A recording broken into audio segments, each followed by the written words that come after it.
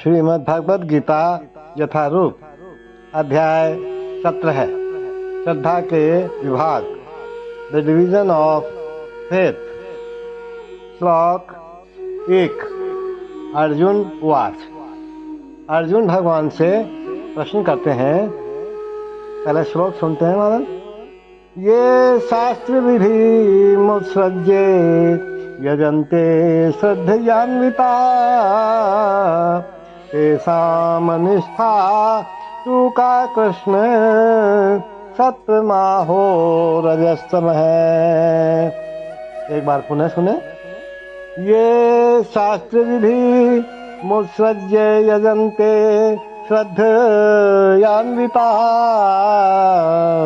तेषामनिष्ठा तु का कृष्ण सत्वमाहो रजस्तमः।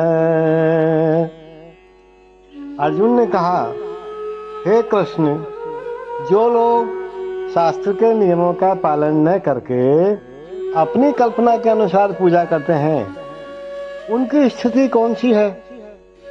वे सतोगुणी है, रजोगुणी है या तमोगुणी है?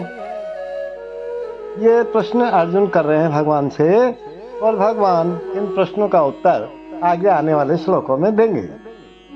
देखो, चतुर्थ अध्याय के 39वें श्लोक में कहा गया है कि किसी विशेष प्रकार की पूजा में निष्ठावान व्यक्ति क्रमशः ज्ञान की अवस्था को प्राप्त होता है।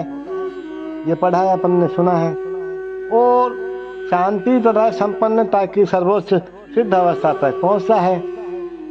लेकिन 16वें अध्याय में यह निष्कर्ष निकला कि जो शास्त्रों के नियमों का पालन नहीं करता वह असुर है, और जो निष्ठापूर्वक के नियमों का पालन करता है वह देव है।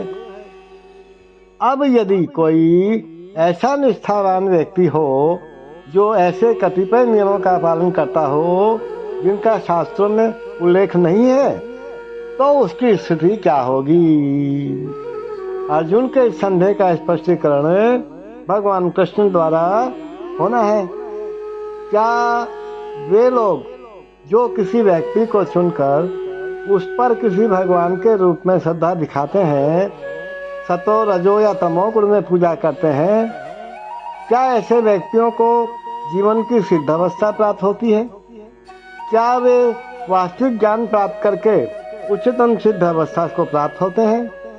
तो जो लोग शास्त्रों के विधि विधानों का पालन नहीं करते किंतु जिनकी किसी पर श्रद्धा होती है और जो देवी देवताओं तथा मनुष्यों की पूजा करते हैं, तो क्या उन्हें सफलता प्राप्त होती है? अब अर्जुन जो है भगवान से इन प्रश्नों का जवाब पूछ रहे हैं, और भगवान आने वाले श्लोकों में इन प्रश्नों का जवाब देंगे। Arjun inquired, O Krishna, what is the situation of those who don't follow the principles of scripture but worship according to their own imagination? Are they in goodness, in passion, or in ignorance? See, in the 4th chapter, 39th verse, it is said that a person faithful to a particular type of worship gradually becomes elevated to the stage of knowledge and attains the highest perfectional stage of peace and prosperity. And in the 16th chapter, it is concluded that one who doesn't follow the principles of laid down in the scriptures is called an asur, demon, and one who follows the scriptural injunctions faithfully is called a dev or demigod. Now, if one with faith follows some rules which are not mentioned in the scriptural injunctions, what is his position? This doubt of Arjun is to be cleared by Krishna. Are those who create some sort of God by selecting a human being and placing their faith in him, worshipping in goodness, passion, or ignorance? Do such person attain the perfectional stage of life? Is it possible for them to be situated in real knowledge and elevate themselves to the highest perfection of stage?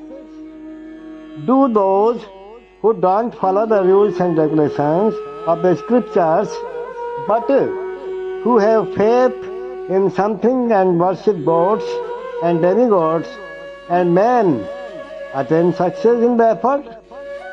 Arjun is putting these questions to Krishna, and Krishna will answer these questions, these confusion, this doubt of Arjun in the coming sloks. Hare Krishna.